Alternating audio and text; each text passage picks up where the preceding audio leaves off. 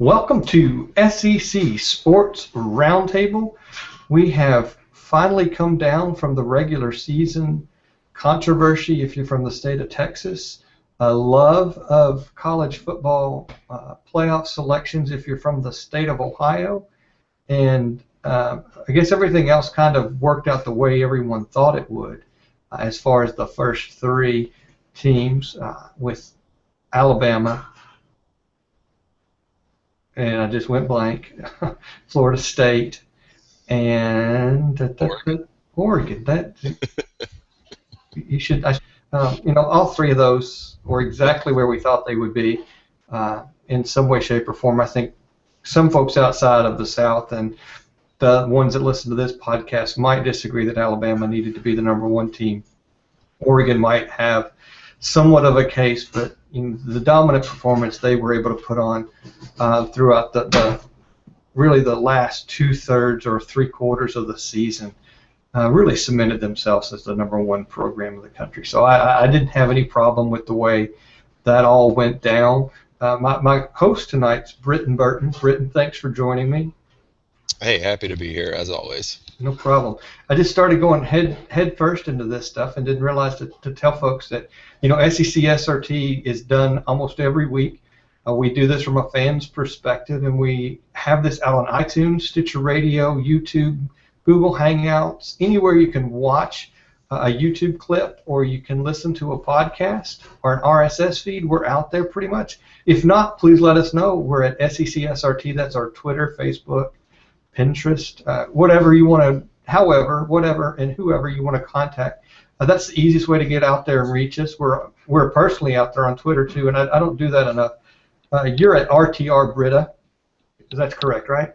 Correct. And I'm at P. Shane Bailey. If you want to tweet us personally, we're happy to talk to you that way as well.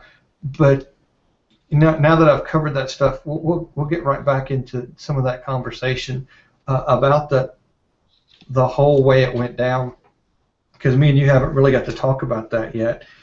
And, to be quite honest, it's still in the news. People are still having conversations about this, and it's now, 10 days since that announcement was made. So I don't, with the way the committee did it, was having a Texas team in third place coming into this week. And dropping them and mixing them up and doing what all they did there. I understand that they reseeded every week, but if that's the case, and Ohio State was the team that they knew if they had won the championship was going to go to be one of the Final Four, why not put them in fourth place 2 weeks ago or the week before the final rankings were listed, and give the Texas teams an opportunity to see where they're really going to fall, and that it meant that Ohio State would have to lose that championship game for them to fall out of the Final Four instead of winning the championship game to get in there, because we all had that feeling going into it. Why not just go on and put them there? That's my only beef with the way that all went down, was because you gave the state of Texas with Baylor and TCU a lot of false hope, thinking that they had a chance with those teams sitting where they are, when you could have just put Ohio State at 4 and said it's yours to lose, because it basically was. And that could have eliminated some of that, unless they just wanted to say, hey, let's stir the pot and make this controversial. I don't think that should have been their intent if that's what they went for. It made for a lot of drama, and Art Briles was very vocal about some of that stuff. But what's your 2 cents on that? Yeah, I think it'll be interesting to see. I don't think this process is completely set in stone from year to year, so it'll be interesting to see if there are any tweaks next year to, whether they release polls at all leading up to the final week, or maybe it's more infrequent. I don't know. I feel like the whole weekly release of a poll before the final one was kind of just made for TV drama. And I don't think it should swing all the way to there's only one poll and they release it at the end, because then you're kind of, I don't know, that feels like not enough information. You have no idea what their criteria was all season long, and all of a sudden they just drop this poll on you, and if you're that fifth team, you're like, well, what the crap? What is this? But at the same time, the way it went down with a weekly poll, man, how upset are you if you're TCU or Baylor? I don't know. It's a brutal way to find out that you're not in. I kind of agree with the decision the committee made, to be honest. If for nothing else, the fact that if you can punish a team like an Alabama or an Oregon for losing a conference championship game, then you should be able to reward a team like an Ohio State for winning a conference championship game. And I don't disagree with that. That's why I think the committee knew going into this final week that if Ohio State were to win their championship, no matter what happened, because those two teams did exactly what they had to do, those two teams being Baylor and TCU. TCU destroyed, was it Iowa State? Right. They absolutely destroyed them, and Baylor took care of Kansas State pretty handedly. I mean, it wasn't a destruction by any stretch, but it was a good win. It was a three-score game, I think. Yeah, so they did what they had to do. So do you think it was wrong for the committee to not, or looking back, should they not have put Ohio State at 4 the week prior and said it's theirs to lose? Well, I don't know. I mean, you kind of touched on it. They say that they're doing this week by week snapshot, and it's not a. I'm going to screw up the wording. It's not like it builds on the previous week's ranking. It's like it's a completely new thing, a new process each time. So I can buy that. I can buy that. It's own. It's set apart from the week prior. But you look at what happened the week prior and the week prior to that, and so on and so forth, and then you look at the body of work and you look at the common opponents. So even though the ranking numbers might change, you're still looking at all the teams and still weighting how well they performed and how well those teams performed that were ranked. So you're still adding a lot of validity to those numbers. Those numbers do mean something, even though they set and start from scratch. When they say they start from scratch at the beginning, there's still a level of that you're going to go back to and say, yeah, well, they were number 4 and they beat number 8. So it does have meaning whether they want to say it does or doesn't. Yeah, it's kind of disingenuous to act like it's just completely starting from scratch. I mean, Exactly. there has to be some kind of carryover. If you were the number 3 team last week and you played beat a really good team, or you played a bad team and barely squeaked by, I mean, that it affects the next week. It's disingenuous to pretend like it doesn't. So I don't know. I guess what I would say is I like it better. And because you listen to Jeff Long and everybody talk about how close 4, 5, and 6 were at the end. Well, they were that close the week before too. So why not? Right. Why not, when all things are equal and the conference championship is going to mean something? Well, you could have eliminated all the drama that happened after the fact by saying Ohio State was 4, and if they win their championship, you don't see them losing that, and so that's my beef from the beginning, is that because Ohio State had a good performance that week prior, and if they're not, and they're not going to sit there and say that it has an impact, well then they could have been the 4th best team by their body of work through the regular season, and I think that if that's the way they wanted to go, that's where they should have been from the beginning. It's Ohio State's at 4, and then put Baylor, TCU, however they want, and then it was theirs to lose. Versus now it's the state of Texas is to lose because they didn't have a conference championship. I guess the only sort of counterpoint to that I would make is that who did Ohio State beat that was ranked before Wisconsin? Michigan State, for sure. Is that the only? That may be the only ranked team they beat. Yeah, but you're going to make the same statements on Baylor for the most part when you look at their atrocious out-of-conference schedule. Well, but the Big 12 has more ranked teams. I mean, the Big 10 only has like 3 ranked teams. The Big 12 has what, 7? So they beat some ranked teams throughout the course of the season. So maybe by Ohio State beating Wisconsin, that was enough to that room of people that this is a quality opponent, and so now they do shift from 6 to 4 because of that whole body of work argument. I mean, I don't know. There's no way to know what exactly they said inside the room, but I guess the final point I would make is that I like it better than the BCS. There's going to be controversy. It's not going to be perfect. Somebody's going to be pissed off every year, at least one fan base. But in the end, it's still better than we've had it for the first 150 years of college football, right? I agree 100%. It is much better than what we've had in the past. And you alluded to it. It's fluid. It can change, and there's definitely going to be changes because this year alone in the committee of 13 as it started out, we had one dropout for a bum knee. Archie had to drop out because he couldn't do the travel. And now the word today looks like Andrew Luckstad's going to be leaving West Virginia and go to the NCAA. So that's going to open up a second spot. They said they weren't. What's that? I hadn't heard that. He's going to be second in command at the NCAA in Indianapolis, which happens to be where his son plays professional football. How convenient. How convenient.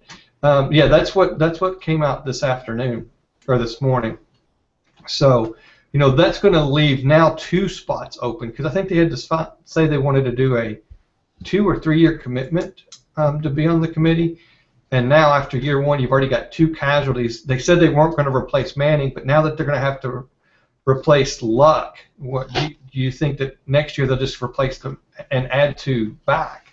It makes sense, but that's still going to make other changes to this whole committee thing, and open up things again. So it is going to be fun. Like you said, it is better than what we had, and it's alluded to a whole new bowl setup. I know when we were looking at this before we started recording, you're like, how did the Music City Bowl? And we're going to talk about the Music City Bowl tonight.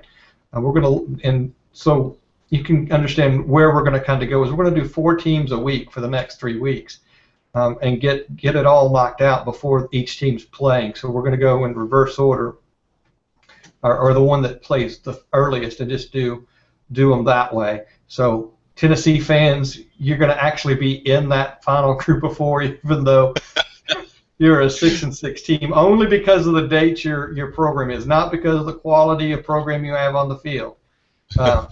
Let's start that out now. But as you look at this, we're looking at a December 30th game in Nashville, and Notre Dame and LSU. We'll talk about 2 great programs, and just the matchup overall. I mean, when you look at you go outside the SEC. I mean, you go to look at teams like Northern Illinois is going to play Marshall at the Boca Raton Bowl. That right there is going to be a fun game to watch. Navy and San Diego State will be a fun game. BYU and Memphis. I mean, you just start looking. It's like, yeah, I'm going to catch that one. I'm going to watch that one. I'm going to watch that one. And these are not the Power 5 conferences we're talking about, but they have such good matchups all across the board. And then when you start getting into the really, to the Power 5 matchups, I mean, you look at Arizona and Duke both at 9-3. Cincinnati, Virginia Tech, both teams had some struggles. Cincinnati at 9-3, Virginia Tech at 6-6. But then you look at like South Carolina and Florida, 2 6-6 programs, 2 just monster. Yeah, South Carolina's become a monster program because of Spurrier. You got the U. That's going to be a great matchup. You're also going to have that. Duke, was it Duke Williams? Is that the running back at Miami? That doesn't sound right. Duke Johnson. Duke Johnson, yeah. Duke Williams is the Auburn receiver. Duke Johnson. So you got that stud running back. You saw what South Carolina could do to somebody that's going to pound it down the middle like they did against Georgia, but then you've seen them fall apart. So you've got a great potential matchup there, and we'll go into that one a little bit more. Two air raid offenses with Texas A&M and West Virginia. You've got the Notre Dame LSU matchup. Texas and Arkansas. I mean, Charlie Strong has really done a lot with that program at Texas this year, and the rivalry that those two programs have. I mean, it's just, and you can go through and name a couple dozen of these bowl games that match up like this. And so we're going to look at those four tonight. We'll look at four more next week, and then we'll finish it up with the final four, including Alabama and Tennessee squeaked in there. You know, those Tennessee fans are going to be touting that they have a post New Year's Day bowl game. That's right, post New Year's Day bowl game. That's all that matters. Yeah. The good news is for those that are like us that know a little bit about football, that's not as important as it used to be. Yeah. And that really comes from, you know, the committee and what they've done with the seeding. So you have the top four, and then after that, you know, the SEC had six major, where you had the other bowl games. So this year you're going to look at the Sugar Bowl as far as the national championship, and the Rose Bowl to be the semifinals. But then on off years, you're also going to get, you know, the Orange Bowl, and I think it's the Fiesta Bowl. Yeah, Orange Bowl, Fiesta, Cotton, and Peach. Or so the six, like the rotating six, are the Sugar, Rose, Cotton, Orange, Fiesta, and Peach. And so, you know, the SEC loses a tie-in. They're always like, next year, an SEC opponent will go to the Sugar Bowl. That's because they have that tie-in, and when it's not the semifinal, so they'll go there. There's those six bowl games, and then after that, you know, the SEC looks at the next group of bowl games, and they decide where they want their teams to go. It's no longer the bowl committee or the bowl members of each bowl making an invitation to a team. It's the SEC saying, this is where you're going to go. And so, and that's you know, with all the five conferences, and because of that, you're able to get some of these really good matchups. You know, a couple of these bowl games have quickly sold out their allotments of tickets. I think LSU has bought all their tickets for the Music City Bowl, I heard. Arkansas bought all of theirs for Texas. So you're getting that type of excitement built in from year one of the way these are slated, and so. Which is ironic because the whole flaw of the bowl system in the past was these bowls were picking the teams, and everyone knew they were picking based on, you know, fan bases that travel or name brand programs. That we talked at length how Vanderbilt may never get to leave the state of Tennessee for a bowl while Franklin was there, because, you know, the New Year's Day bowls and the ones that sort of had the better pecking order, the Peach Bowl on New Year's Eve, was never going to pick them. But now you're seeing with this new process, and I wasn't even really aware that the ticket sales were up, but you're seeing this new process because the matchup is good, that people will travel and go to the game. And you know, we were talking beforehand, I'm going to be out of town during the Music City Bowl, unfortunately, but that is a matchup that I'm not an LSU fan, I'm not a Notre Dame fan, but as a college football fan, like, I think you could engage the locals more by saying, okay, we're not going to have, you know, this team that we know is going to travel well and come kill this other team. We're going to have a great matchup, a great college football matchup of teams you don't get to see play each other. And that seems to be winning out and selling tickets, and that, to me, that's just funny, because for 50 years it was the other way around. It was like the corrupt way of doing it, and if you just do it the right way, it works better. Well, I don't know if it's every bowl game's ticket sales are up. I don't have that. I've not heard or seen or know that information. But we can just pretend that they are, and that way, my theory, you know. I like that. You know, I was listening to Sirius XM, and I want to think it was Tim Brando. It was Tim Brando or Jack Root, and I can't remember which one it was that was talking about the bowls. and they made a really good point. One way to fix, he brought up a couple things to fix some of the problems with the bowl setup the way it is and he said two things that I agreed with. And I hadn't put a lot of thought into them until he started mentioning them. It's like, that makes complete, perfect sense. And the first one was, do away with the fact that you make a bowl game and you get the 14 extra practices.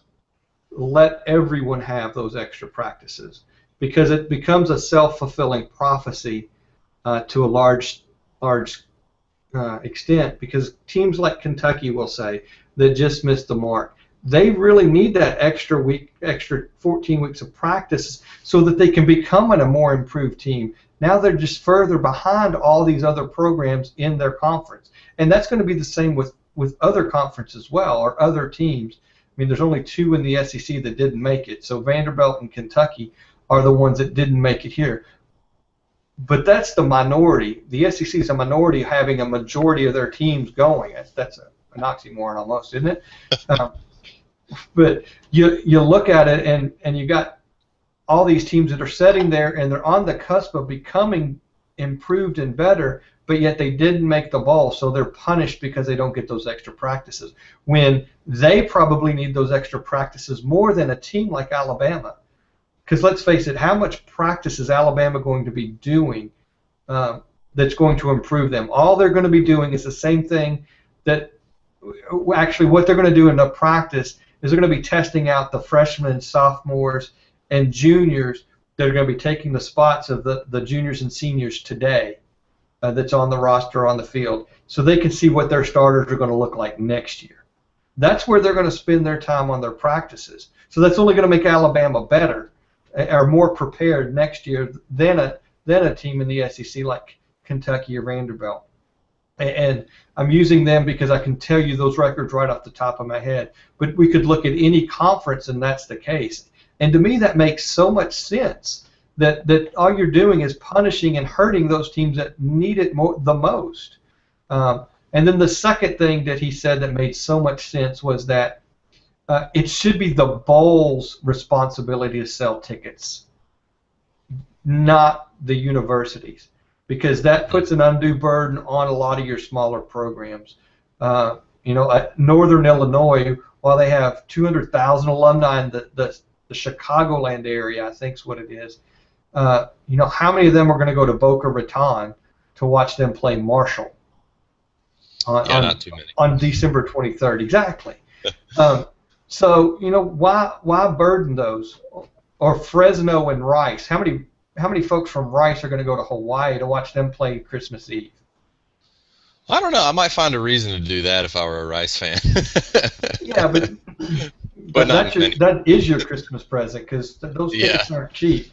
Yeah. Now, if somebody wants the SEC Roundtable to go watch that game, we could do a live podcast from the Hawaii Bowl. Even though they're not in our conference, we can make some arrangements to be there for that. But I can read up on Rice on the plane out to Hawaii and give you an hour on it. I'm horrible with names, but I bet I can tell you all. Was it how many people on the scholarship? 85 or something 85, like that? yeah. We can give you something on all of them. I'll be able to give you something. That's right, for something like that. But it's an undue burden on those programs to say now all of a sudden you've got to sell X amount of tickets. If not, you're buying them yourselves, because that's where the expense comes from. And so you need to, as a bowl, yourself go out and market and sell and get those seats. And you see the Music City Bowl trying to market and sell tickets here locally, and it works for them pretty well, I think, because there's such a huge SEC tie-in to that game, and there's such a large contingent of SEC fans locally. But why make it so detrimental to a program? Why do they have to lose money to go to a bowl game? And so those are two things that you could do right off the top that could completely change the landscape even further for all the teams and the revenue standpoints that these teams are making. So I thought those were interesting points. I don't know what your thoughts are, if you heard anything about that. No, I hadn't heard that particular segment that you were talking about, but I don't know. I think at a certain level, you're always going to have the problem with selling tickets. I mean, no matter who's responsible for selling tickets to the New Mexico Bowl that has Utah State and Texas El Paso playing, if you don't have some kind of name recognition program, it's going to be a challenge. But the thing you're talking about, programs losing money because they're having to eat tickets, I mean, that reaches up into bowls that have name programs. I mean, you look at like the bowl that's in Detroit, Michigan. It's called the Quick Lane Bowl this year. I don't think that's what it used to be called, but that features North Carolina and Rutgers, two Power 5 teams, and that's probably an example of a game that's not going to sell out, and schools are going to eat costs there. And you're right, that system doesn't seem right. It should be. It kind of comes down to, if the bowl can't make money by selling tickets, then maybe that bowl shouldn't exist. And we're at a point where we have, I think, 38 bowls this year. And even though this is the best slate of bowls I can remember in terms of matchups, there's still, the bottom 10 to 12 that I'll watch because it's college football and I'm like an addict and I'm about to go into the dark winter of no football for 7 months. But, it's not like having Illinois La Tech on December 26th is going to make or break my holiday.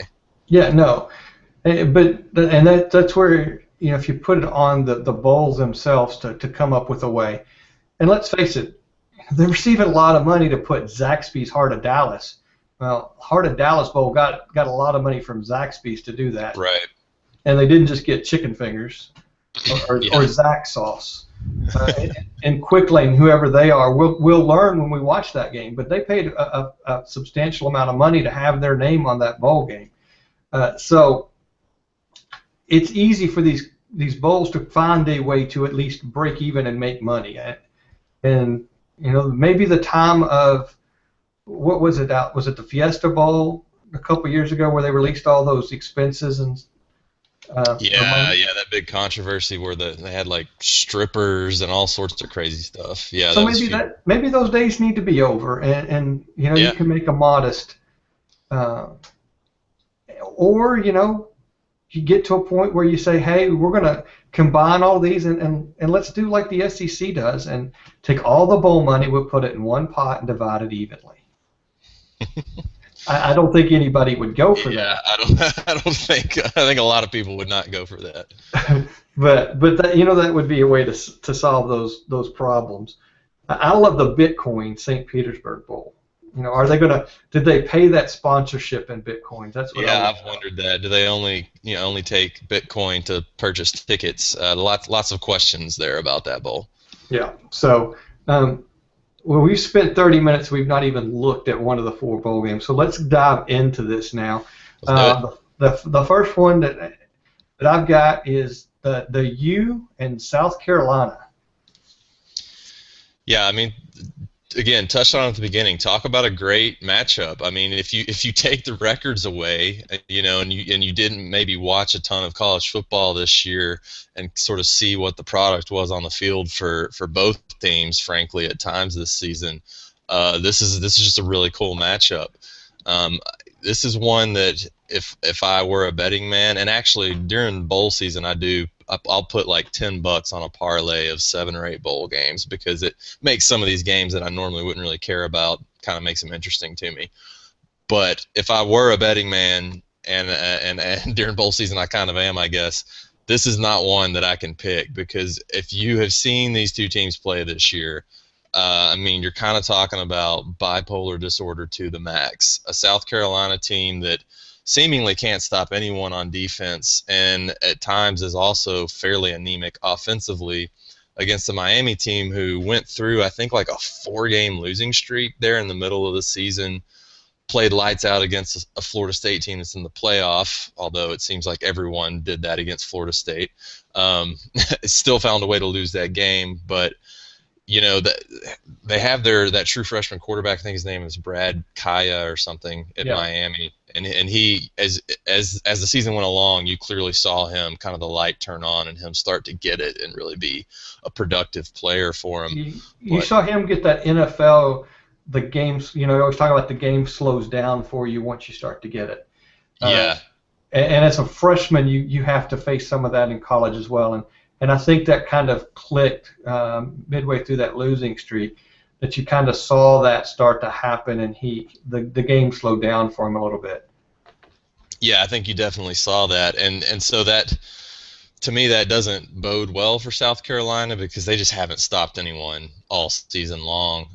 And I don't know enough about the Miami defense to really break down much of a matchup between Miami and South Carolina when South Carolina has the ball, but seeing what Miami has offensively, you mentioned Duke Johnson earlier in the podcast, and he was mentioned earlier in the year as potentially being a Doak Walker candidate, one of the top running backs in the country. I think anytime you watch one of those ACC games, they talk about him being the best running back in the ACC potentially. Now that was before Dalvin Cook came on so strong for Florida State, I think, but they have some weapons offensively, and again, South Carolina just can't seem to stop anyone. So if I were leaning one way or the other, it would probably be towards Miami. I think South Carolina also, the bowls, you always have that motivation factor.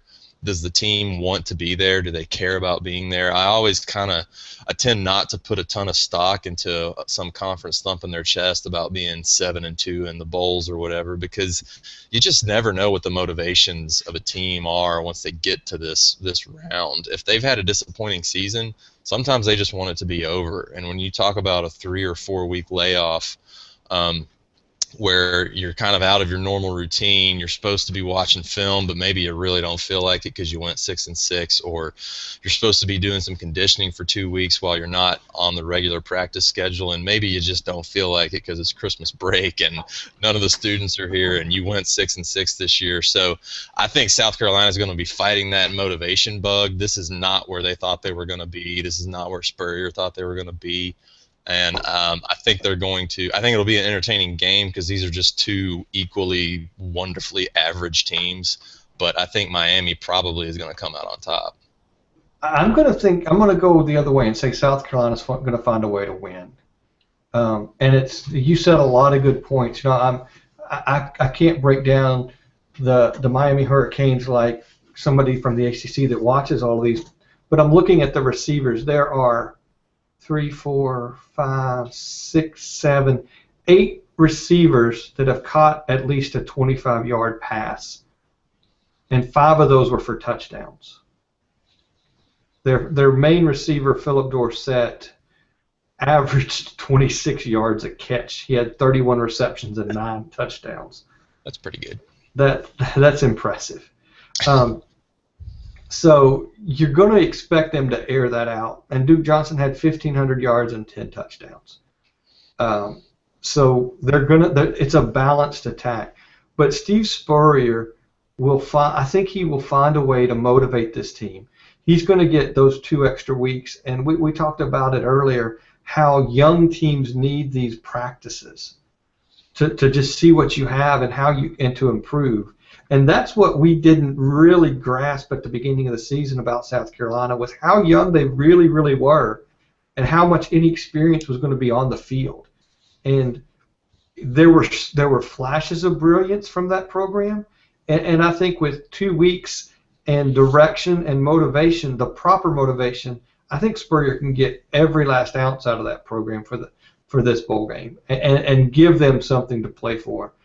Because this can be game 1 for next season for those other players, and it can be a way for all those seniors that are going to be leaving after 3 10-win seasons in a row to not go out with a losing record. And that's important. I think that will be important motivation for those guys. Yeah, that's a good point. And we've said all season, despite the struggles South Carolina had, we were in the middle of it all and watching them struggle. But every time we were previewing the upcoming game for South Carolina, we always were kind of like, at the end of the day, I can't really bet against Steve Spurrier because he's proven to be a great coach, and he finds ways to win games. I know we talked about it with that Florida game, and even though they kind of had no business doing it, they found a way to win that game. And at the same time, Miami is just like it seems like it's for 15 years. At the quarter pole of the season, they've won a game in some impressive fashion, and you're like, okay, man, maybe Miami is back, and then they go 7-5, and they're just so gloriously average that it's hard to bet on Miami for anything. But and especially when you're looking at ACC versus SEC, I would always side with the SEC. But I've just completely lost faith in South Carolina's defense. And I think Miami has the playmakers that can put a hurting on South Carolina. So I would not be shocked at all if Miami does win this. I wouldn't be shocked, but I think I've got to go with Spurrier on this one. So the next one we'll do is another one that's close to home for us, Britain, the AutoZone Liberty Bowl over in Memphis. What a glorious place to go play. Yeah. But they have an IKEA and Nashville does not. So. Yeah, how about that? Unbelievable. Yeah, I mean that was all the news today in the Nashville Business Journal that was popping up on my emails, all the different updates. Everything was about IKEA and how they picked Memphis. But if you read the article, it was basically because Memphis is so bad, real estate's really cheap, so we got a great deal. So we decided to go there. Okay, well, that makes me feel better. I hadn't heard that part about it. It was the fact that Nashville's real estate is so expensive, and Memphis's was not quite so bad.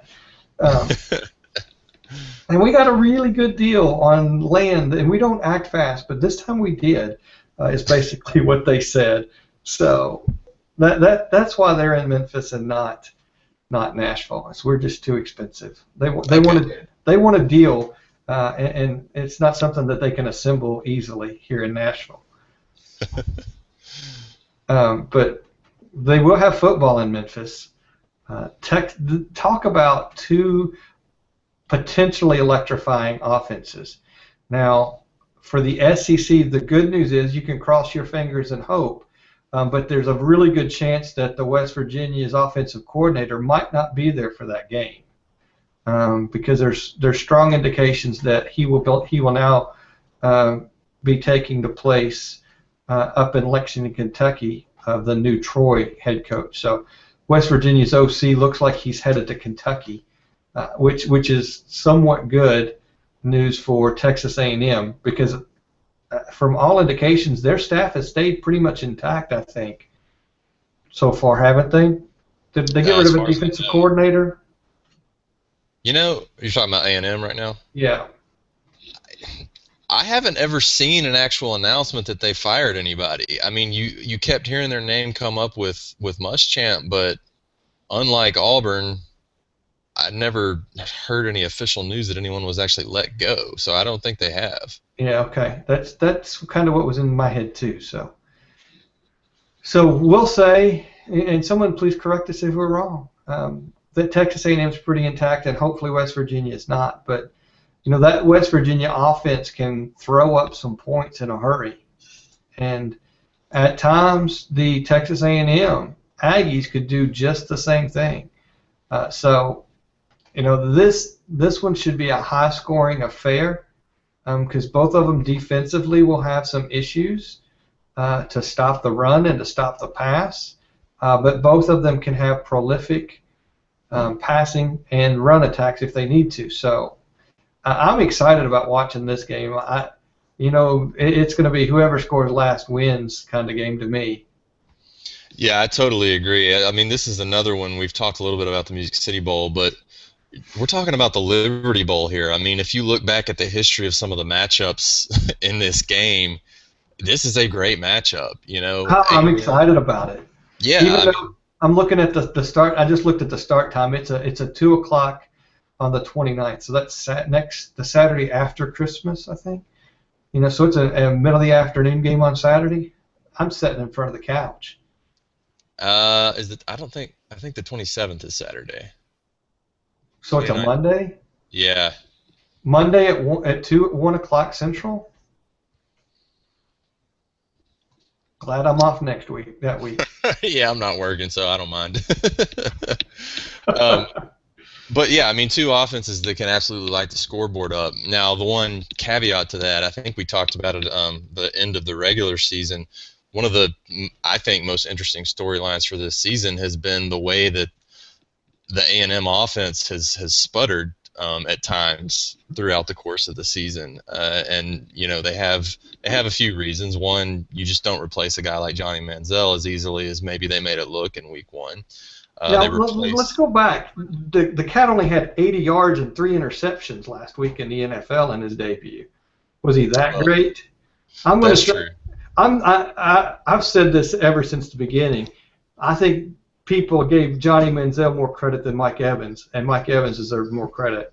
He's had a much better adjustment and transition in the NFL.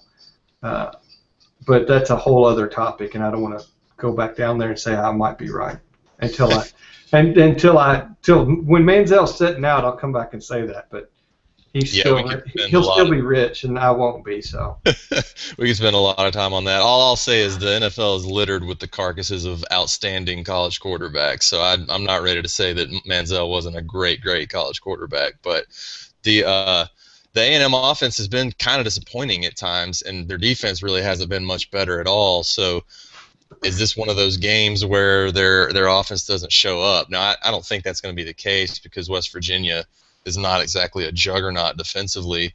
But the other interesting thing about West Virginia and this matchup in general, that we talk a lot about how not all 6-6 or 7-5 teams are created equally, and Arkansas is probably the prime example of that this year. You know, a 6-6 Arkansas team from the West is a whole lot better than like a 6-6. I don't know, some Big Ten team. Every Big Ten team is probably 6-6. And to me, West Virginia kind of fits in that mold as well. Like they're only 7-5, but if you watch, first of all, who they lost to, and then how they lost, even if you're just looking at the scores of those games, but if you're actually able to watch some of those games, I mean, we're talking about losing by 2 scores to an Alabama team, losing on a last-second field goal to TCU, beating Baylor, losing to a Kansas State team that's a 10-win program and beat a lot of quality teams this year. This is, I think, probably an underrated, underappreciated West Virginia team.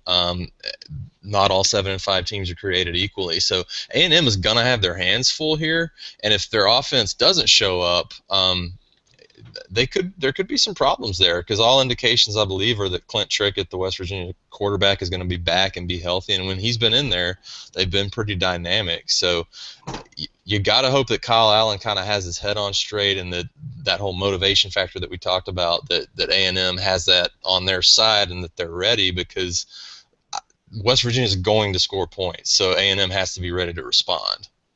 yeah, but what I'll say is, look at the very beginning of the season.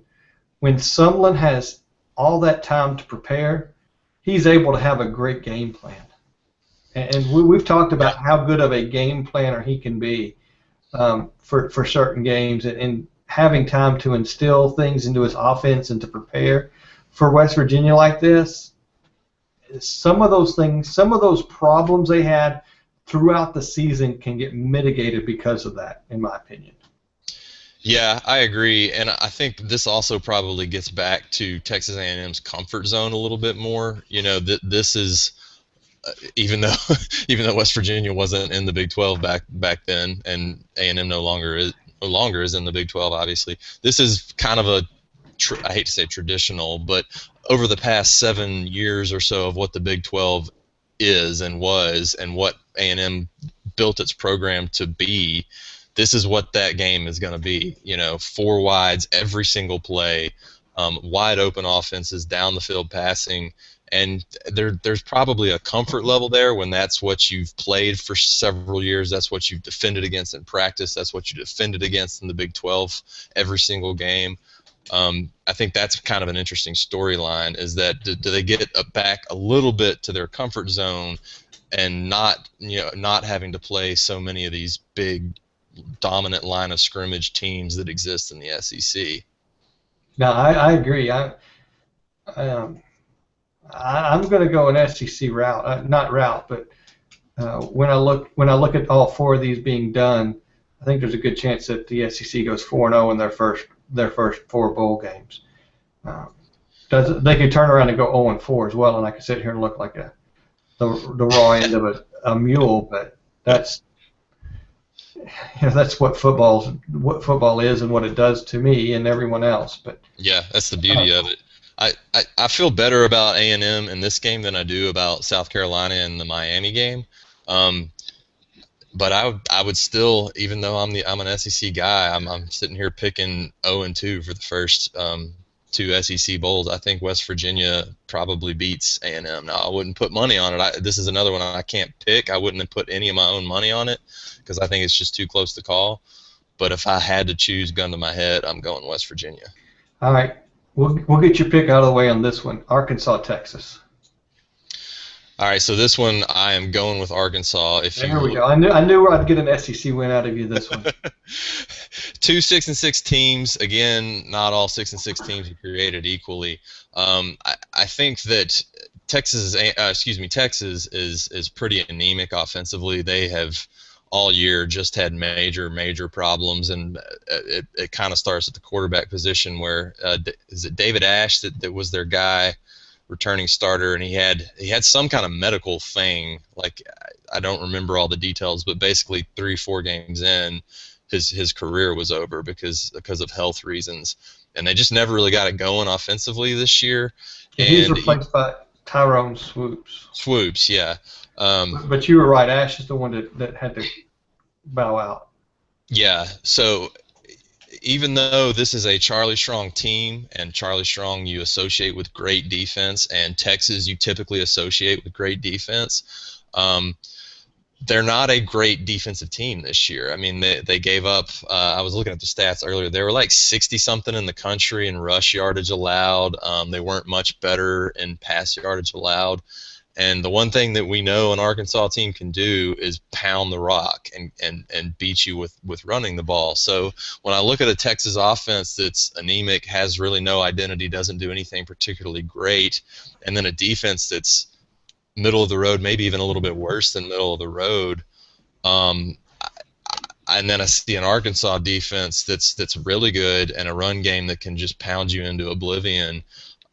I think it's a close game because Arkansas is not a great team, and they don't just pull away from anybody really. But I think they're going to have success running the ball, and Texas is going to have a difficult time getting any kind of offense going. So I see Arkansas pulling this one out. Yeah, ESPN has them as the 88th best team in rushing yards, giving up almost 149 a game. Okay. I think that will be annihilated. That does not bode well when you're playing Arkansas. Yeah, and they give up, they're about the same rank in passing yards. They give up 212 a game in passing. But, I mean, they're coming off of that loss to TCU. TCU's a really good program, but the Texas offense couldn't do anything against TCU. Yeah. And, 48-10 against that. 2 weeks prior, they beat West Virginia 33-16. But then another good team, Kansas State, they lose to 23-11. I mean, you look at the teams they lost to some really good teams, and beat some teams. Was it Iowa State? We were just talking about how they got shellacked by TCU. By TCU, right? Yep. End of the season. Texas beat them 48-45. Oh wow.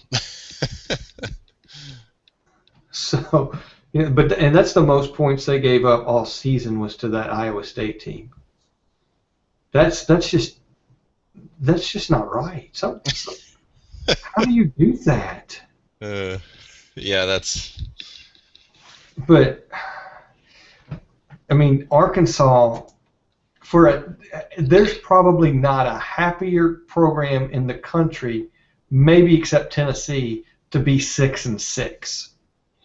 Absolutely. Than Arkansas. I mean, this is a program that is ecstatic to be at 6-6, getting these extra practices and getting to play in a bowl game. and they're getting to play a rival to them. Now, Texas might not consider Arkansas a rival, but Arkansas has something to prove. They want to be able to get into the state of Texas, say they belong, and this is a great opportunity. I don't think this is going to be a fun game to watch, but I think this is a two touchdown win by Arkansas. I think it's going to be a blowout. Yeah, that's a good point on the motivation factor for Arkansas. I mean, when you haven't been to a bowl, I don't know the number right off the top of my head, but it'd have to be Petrino's last year. So what we're looking at 4 years, or maybe 3. 3 years. Yeah, you're happy. This is year 4. Okay. So yeah, you're happy to be there, and then you throw in the fact that it's Arkansas fans aren't going to like this, but kind of a little bit of a big brother situation for you. I mean, Texas is kind of the daddy of that area, hailing back to the old Southwest Conference, and Arkansas has always felt like, hey, we can go toe-to-toe with y'all, and then Texas doesn't want to play them, and it's, it's kind of like, okay, well, we got a bowl game, and now you have to play us, and we haven't been to a bowl in 4 years, and we're really excited to be here, so that's a really good point on that. I mean, Texas is in a no-win situation as far as that goes, because if it wasn't Arkansas, it was going to be Texas A&M. And nobody in the state of Texas. Same situation, right? Yeah, nobody in the state of Texas wanted that. Yeah. Except Texas A&M, because they wanted to destroy Texas for that. Right. I think A&M fans have a lot of bad taste in their mouth the way all that was ended by Texas. So, I don't see Arkansas letting off the gas at all on this one, and just being able to. You're going to see. I'm going to be curious to see the time of possession differential. Yeah. But I'm going to see Arkansas with I forgot what game it was, but they had like 7 or 8, 10-plus drives that lasted 7+ minutes. It's going to be one of those type of games where they're just going to totally control the ball and score a lot of points. Yeah, I think you're going to see Texas have at least a few 3-and-outs. And with the way their run defense, at least statistically, is, you have a few 3-and-outs, and you hand the ball back to an Arkansas run game, like you said. And those 10+ play drives you were mentioning, they also were running the ball like 11 of 12 plays, so they're just burning clock and wearing you down. And I see that happening a lot in this game, and I think I said it was going to be close earlier. You may have convinced me a little bit. I think this could be a 2-scored, like 10 to 14 point game. All right, I like being able to change your mind, Britton. The last game we're going to talk about tonight is, we've already alluded to Notre Dame and LSU at the Music City Bowl, the Franklin American Mortgage Music City Bowl. Excuse me. Give me your thoughts. I'll tell you mine in a second. Go on. Okay. Well, before I get into the matchup, so we talked a little bit already about this new system and how it's produced better matchups. And since this one's in Nashville, it's kind of particularly close to my heart. Let me just run through the last 6 years of matchups, and let's just kind of bask in the glory that is this matchup compared to these past 6 years. So last year, Ole Miss, Georgia Tech, that's actually not bad, but that's the best one over the past 6 years. Before that, we had Vanderbilt, NC State, then Mississippi State, Wake Forest in 2011, 2010, North Carolina, Tennessee, 29, Clemson, Kentucky, 08, Vanderbilt, Boston College. So, I mean, there are some stinkers in there. And when you compare that to LSU, Notre Dame, I mean, we're talking about 2 of the top 10 at least in terms of names, programs. I mean, Notre Dame, no matter how much they struggle or don't seem to win, they're always going to be one of the 2 or 3 most recognizable brands in college football. And these teams never play each other, and they're coming to Music City to do it. So it's just awesome for this city and awesome for college football to see this. So I kind of wanted to get that part out of the way. Yeah, but they're here because Notre Dame was 7-5 and LSU had 4 losses. Right. It's not like meeting in the Sugar Bowl where they're 12-1 and 13-0 or anything, but it's still pretty awesome. So I mean, because if you do go back and look at those, and we're able to, I don't think it showed the ranking. There was at least one, if not both of the teams in the Music City Bowl were probably ranked in the top 25 in 7 out of 10 of those bowl games.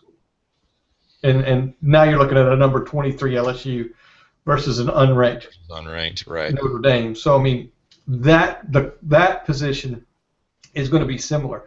But you're right, from a program standpoint, it's a tremendous matchup, and you should have a pretty good game on the field. I mean, Notre Dame, depending on who you ask, really won that Florida State matchup. but after that, though, they had some stinkers. I mean, didn't they lose to Northwestern one of their last games? Yeah, Notre Dame really went in the tank. I mean, they lost 4 straight. Now, other than the Northwestern game, most of those were to good teams. So let's see. After the Florida State game, they beat Navy, then lost to Arizona State, lost to Northwestern, lost to Louisville, lost to USC. So 3 of those 4 are bowl teams and fairly high-level bowl teams as well. But still, they just kind of went in the tank after that Florida State game. I believe they had a lot of injuries defensively. Their defense kind of fell apart. I mean, they gave up, except for one of those games, they gave up 43-plus points in every single game. So their defense kind of fell apart. Everett Golson became this turnover machine, which is just an interesting thing to watch with how great he was at times in their national championship season run. To seeing him just literally hand the ball to the other team on multiple occasions in every game. To me, the story of this game is that I don't think Notre Dame can handle the physicality of the LSU offense. Now, LSU has maybe one of the worst quarterback situations in the country, but I think they're going to turn around and hand it off 70 times, and that LSU defense... But I was going to say, but they probably have a top 10 running back tandem in the country as well. Absolutely. Absolutely. And I think you'll see them work a little bit more of the read option game in addition to just their kind of standard, power running game, because that's kind of the only way that their quarterbacks can affect the game in a positive way. But that LSU defense that was much maligned early in the season really, really rounded into form. I mean, Chavis and Miles did a great job on that. By the end of the season, they were playing some amazing ball, and I think that Notre Dame is going to have a very, very difficult time doing anything offensively against that LSU defense, and I think Notre Dame's defense will struggle enough with the run game that LSU kind of grinds out an ugly, typical LSU, 21-10 type of win. Or 17-10. Yeah. You're right. I kind of agree with you on that. And the reasons that you talked about are the reasons why the Michigan job is not in Les Miles' future. I mean, the Michigan program is in shambles, and everybody knew going into this season that LSU was young. They kind of had a South Carolina air to them in that we thought they were still going to be pretty good, and they weren't bad. They weren't a bad program, but I think we all have such high expectations on freshmen, and we were expecting miracles from day one out of this program, and it took a little while for them to catch their steps, and like we talked about earlier, the game to slow down a little bit for them. And most of his team's coming back next year. If he could figure out the quarterbacking situation, we would sit here today and say that they're going to be competing for the West next season. So I don't think you would sit there and say the same thing about Notre Dame and the way they're setting there today and the way that program is. And so while it might be dirty and low scoring, I could turn around and see it be a blowout as well. But either way, I'm leaning towards the SEC on this one as well. Yeah, I'm pretty. They do the confidence points thing on that ESPN Bowl Pick'em thing. I would have this one would be one of my highest confidence points. I don't think they can blow them out just because I just don't think this LSU offense is really capable of blowing anybody out, no matter how poor the Notre Dame defense has been. They just don't threaten you with big plays unless it's Leonard Fournette running dead over a safety and turning a 10-yard run into a 20-yard run. So I just don't think they can be explosive enough offensively to turn this into like a huge blowout. But I would be comfortable putting some money on LSU winning the game, because I just don't think Notre Dame can hang on either side of the ball. You might be right, but I went to look and see the scoring. Yeah, even against some okay teams, LSU still didn't just put up some crazy numbers, did they? So you're probably right. It's probably going to be lower scoring. If it gets into the 30s, it's going to be surprising. Oh yeah, that would be. I'd be interested to see what the over/under is on this one. I mean, it's got to be what, like 41, 42, somewhere in there. I Maybe bet, too yeah. high, actually. I don't know. 30, 38 maybe. I don't know. So you're going to go 2-2 in this first slate of games, and I'm going 4-0. I hope you're right. Call me a homer. Well, that wraps us up for our first set of previews. Look for the next set here in just a couple more days. As the week rolls over to the new week, we will get those out to you. But follow us along, SECSRT, subscribe. I'd love to hear comments from you guys on what you think about our picks, what we're getting right, what we're getting wrong on some of these picks. We love hearing that, and to see how close we are after the fact. It's always fun to see what you guys think about that. So, guys, we appreciate you listening in, and with that, we will call this podcast done.